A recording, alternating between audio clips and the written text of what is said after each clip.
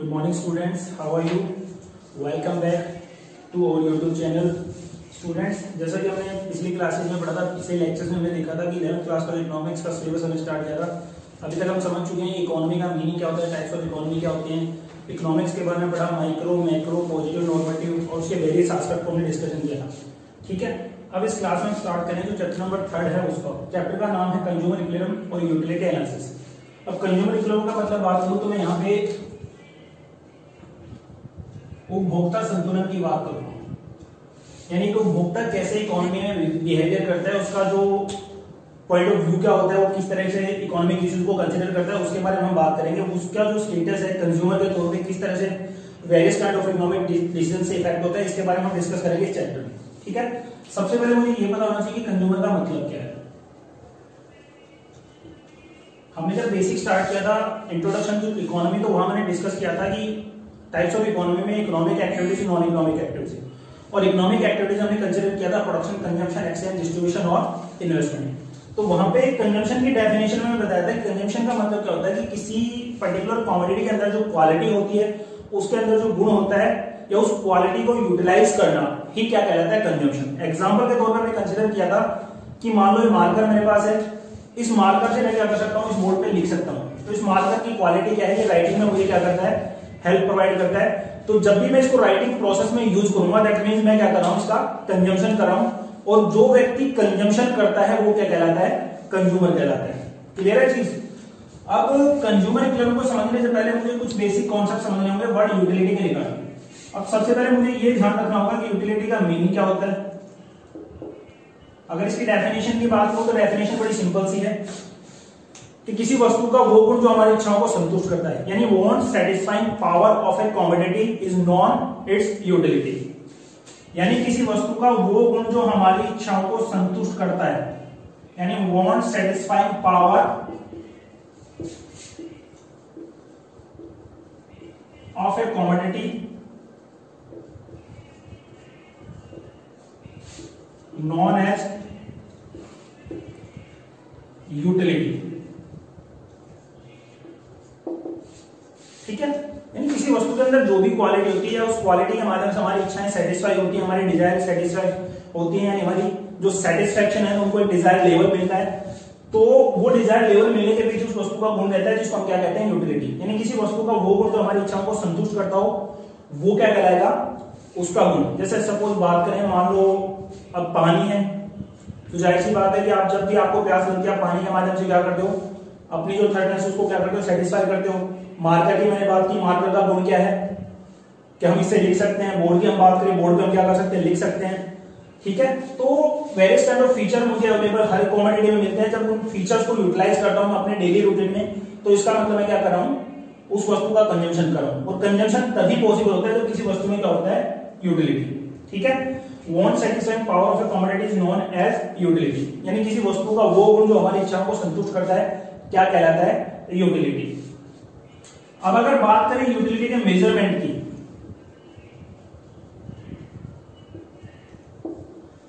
तो मेजरमेंट से मतलब मेरा क्या होता है, जैसे मेजरमेंट के वेरियस काइंड ऑफ स्टैंडर्ड हम डेली रूटीन में यूज करते हैं। जब किसी चीज को लिक्विड फॉर्म में हमें खरीदना तो हम उसके लिए लीटर का इस्तेमाल करते हैं, किसी को हार्ड फॉर्म में खरीदना तो उसके लिए हम वेट का कंसीडर करते हैं, केजी, टन, इस तरह की यूनिट्स को हम इस्तेमाल करते हैं। बिजली की हम बात करें उसको किलोवाट में मेजर करते हैं, डिस्टेंस की हम बात करें उसको किलोमीटर में या किलोमीटर में उसको एक्सप्रेस करते हैं। तो ये सब चीजें क्या होते हैं, मेजरमेंट होती है। इस तरह यूटिलिटी को मेजर करने के लिए पीछे जो हमारे दो अप्रोच हैं, उनमें सबसे पहली जो अप्रोच है वो है ऑर्डिनल अप्रोच,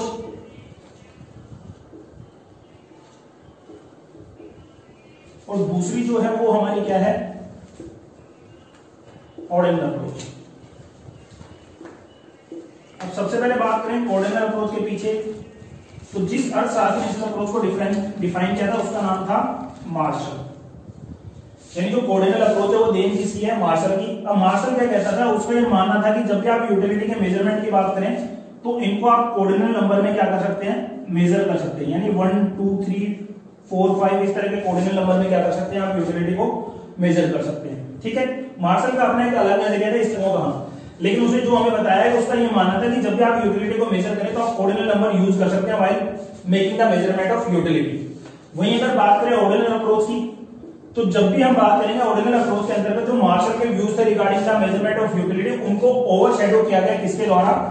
हिग्स के द्वारा। अब जो हिग्स इकोनॉमिस्ट थे उन्होंने कहा कि जो मार्शल ने डिफाइन किया है वो कहीं से भी मुझे लॉजिकल नहीं लगता।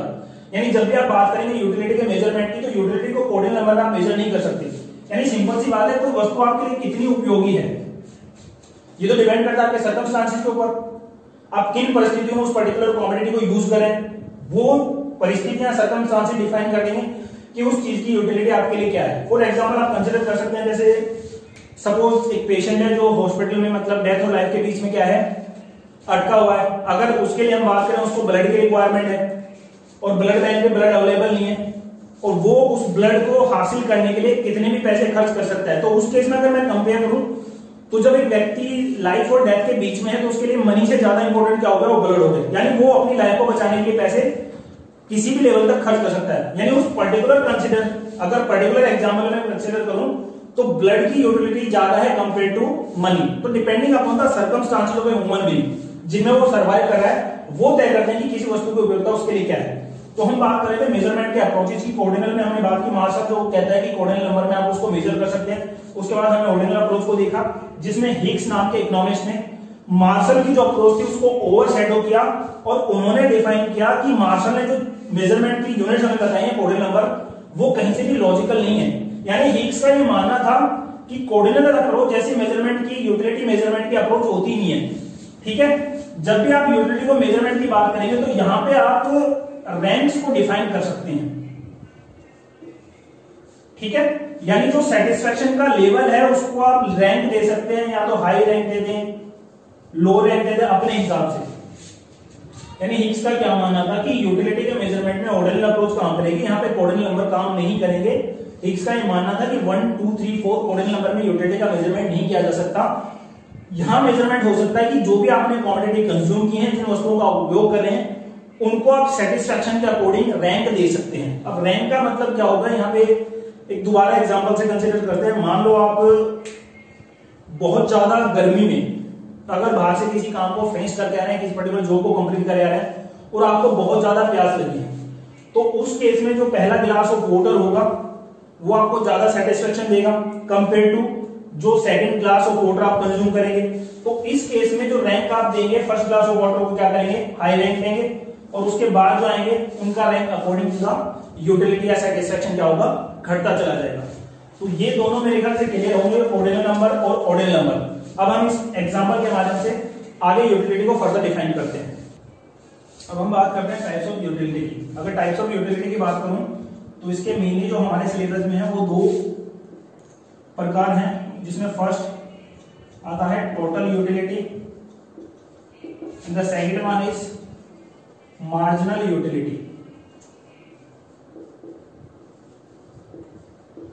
अब इनको वन बाय वन डिस्कस करते हैं। सबसे पहले बात करें टोटल यूटिलिटी की, जिसको शॉर्ट फॉर्म में हम टीयू से डिफाइन करते हैं।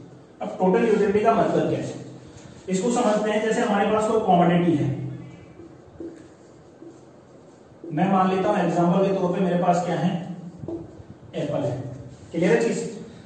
तो किसी कमोडिटी की सभी यूनिट्स को कंज्यूम करने से, फिर से रिपीट कर रहा हूं, किसी पर्टिकुलर कमोडिटी की जितनी भी यूनिट मेरे पास अवेलेबल है, उन सभी यूनिट को कंज्यूम करने से जो टोटल सेटिस्फेक्शन मुझे मिलेगा, उस सेटिस्फेक्शन को मैं क्या कहूंगा, टीयू। दैट मीन्स किसी कमोडिटी की जितनी भी यूनिट मेरे पास अवेलेबल है, यानी total number of unit consume करने से जो सेटिस्फेक्शन मुझे मिलता है, वो सेटिस्फेक्शन क्या कहलाएगा, टीयू। फॉर एग्जांपल यहां पे कंसीडर कर लेते हैं, मान लो मेरे पास क्या थे, टोटल 10 एप्पल थे। ठीक है, अब इन 10 के 10 एप्पल को कंज्यूम करने से जो टोटल सेटिस्फेक्शन या टोटल यूटिलिटी मुझे मिलेगी, उस टोटल सेटिस्फेक्शन का टोटल यूटिलिटी को मैं क्या कहूंगा, टीयू। क्लियर है चीज? यानी नंबर ऑफ यूनिट जितनी उस कमोडिटी का अवेलेबल है, उन सभी यूनिट्स को कंज्यूम करने से जो कुल सेटिस्फेक्शन मुझे मिलता है, वो सेटिस्फेक्शन ही क्या कहलाता है, टोटल यूटिलिटी। अब बात करते हैं मार्जिनल यूटिलिटी की।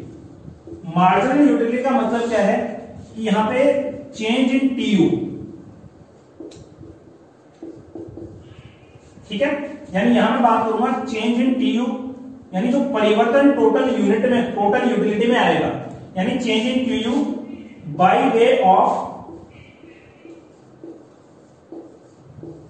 Consumption of 1 additional unit.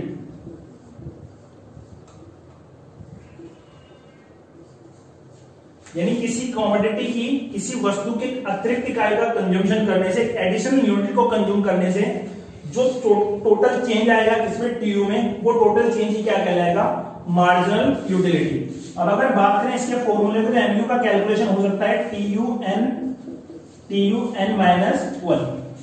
Clear है चीज। यानी एक एडिशनल यूनिट के कंज्यूम करने से जो चेंज आता है टोटल यूटिलिटी में, वो चेंज ही क्या कहलाएगा, मार्जिनल यूटिलिटी, जिसका फॉर्मूला है टीयू एन माइनस 1। जैसे मान लेता हूं, यहां पे मान लो मैंने टोटल 10 एप्पल कंज्यूम किए, मुझे टोटल सेटिस्फेक्शन मिला 89। 11 एप्पल मैंने कंज्यूम किया, मेरा सेटिस्फेक्शन पहुंचा टोटल 92। तो अगर बात करें 10 यूनिट पे सेटिस्फेक्शन कितना था, टीयू 89, और 11th यूनिट के कंज्यूम करने से जो टीयू था वो कितना हो गया, 92। तो यानी जो 11th यूनिट मैंने कंज्यूम किया उससे जो यूटिलिटी मुझे मिली है वो कितनी है, 3। और ये 3 ही क्या कहलाएगी, मेरा एमयू, मार्जिनल यूटिलिटी। यानी कंजम्पशन ऑफ 1 एडिशनल यूनिट, उसकी वजह से जो टीयू में चेंज आया, 89 से टीयू कितना हो गया, 92। तो 3 क्या है, एमयू, जो मुझे किससे मिला है, उस 11th यूनिट के कंजम्पशन से। तो आई होप आपको ये समझ में आ गया होगा। अब हम एक प्रैक्टिकल एग्जांपल के माध्यम से टीयू और एमयू को डिफाइन करते हैं, इनके रिलेशनशिप को एक्सप्लेन करेंगे। इस एग्जांपल के माध्यम से समझते हैं what is the actual use of TU and MU. इस एग्जांपल मैंने कंसीडर किया है कि एक्स कमोडिटी की जो टोटल है 5 यूनिट कंजम्पशन की गई है, 5 यूनिट्स के अगर मैं बात करूं टीयू के रिगार्डिंग, फर्स्ट यूनिट की कंजम्पशन में 100 है, सेकंड में 190 है, थर्ड में 270 है, फोर्थ में 340 है, और फिफ्थ यूनिट की कंजम्पशन जो टीयू टोटल वो कितना है, 400। अब इन दोनों इंफॉर्मेशन के बेसिस पे हम फाइंड आउट करते हैं एमयू। एमयू का फॉर्मूला मैंने लिखा है टीयू एन माइनस 1। तो अगर फर्स्ट के केस में बात करूं तो एमयू कितना होगा, 100। सेकंड के केस में बात करूं, फर्स्ट यूनिट पे कितना था, 100। जो सेकंड यूनिट कंज्यूम की उससे टोटल टीयू कितना हो गया, 190। यानी सेकंड यूनिट के कंजम्पशन से मुझे कितना मिला, 190 माइनस 100 कितना है, 90। थर्ड में अगर बात करें, 2 के केस में कितना था, 190, 3 के केस में कितना हो गया, 270। तो थर्ड के केस में अगर बात करूं तो कितना हुआ, 80। इसी तरह 340 माइनस 270 दैट इज 70, और लास्ट में 400 माइनस 340 दैट इज 60। तो इस तरह इस फॉर्मूले के माध्यम से हम टीयू को के बेसिस पे हम कैलकुलेशन करते हैं किसका, एमयू का। और एमयू का मैंने बताया था कि change in TU just because of the additional consumption of 1 unit. यानी किसी अतिरिक्त इकाई का कंजम्पशन करने से जो टोटल टीयू में चेंज आएगा, इस चेंज को हमने डिस्क्राइब किया इस फॉर्म में, वो चेंज ही क्या कहलाता है, एमयू। अब इसको डायग्रामिक रिप्रेजेंटेशन के तौर पे हम इस तरह देख सकते हैं। ये इसका डायग्राम है जिसके बेसिस पे मैंने कंसीडर किया है ओ y एक्सिस पे हमने लिया है टीयू और एमयू को, और x एक्सिस पे हमने कंजम्पशन को लिया है कि कितनी यूनिट हमने कंज्यूम की। उनके बेसिस पे मुझे पता लगा कि जो मेरा एमयू है वो लगातार क्या हो रहा है, डिक्रीज होता जा रहा है, और टीयू जो है लगातार इंक्रीज होता जा रहा है। यानी जैसे जैसे कंजम्पशन बढ़ाऊंगा तो टीयू मेरा क्या हो रहा है, इंक्रीज हो रहा है, और उसके एवज में एमयू क्या है, लगातार कम हो रहा है। अब एमयू का लगातार कम होना, इसके बारे में डिस्कस करेंगे फर्दर। अब इससे आगे इस टॉपिक में हम बात करेंगे कि टीयू और एमयू का रिलेशनशिप कैसा है। एक बार इसको नोट डाउन कर लो, उसके बाद हम इस चैप्टर में आगे डिस्कस करते हैं। अब हम बात करते हैं इस चैप्टर का जो सबसे मोस्ट इंपोर्टेंट टॉपिक है उसके बारे में, वो है relationship between TU and MU, यानी टोटल यूटिलिटी और मार्जिनल यूटिलिटी, सीमांत उपयोगिता और कुल उपयोगिता के रिलेशनशिप के बारे में। अब इसको समझने के लिए एग्जांपल हमने लिया जहां हमने कंसीडर किया है 3 फैक्टर को, जिसमें क्वांटिटी टीयू और एमयू की बात की। क्वांटिटी 0, 1, 2, 3, 4, 5, 6। टीयू की बात करें 0, 8, 14, 18, 20, 20, 18। उसके बाद एमयू फाइंड आउट करेंगे, 0, 1 एमयू होगा नहीं, उसके बाद 8, 6, 4, 2, 0, 2।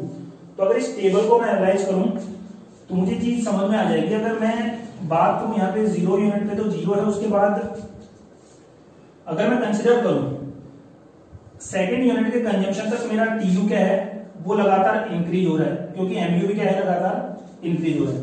लेकिन जैसे जैसे कंसिडर करूंगा मैं एमयू 8, 6, 4, 2, उसके बाद एमयू 0 होता है, और उसके बाद एमयू नेगेटिव होना स्टार्ट हो जाता है।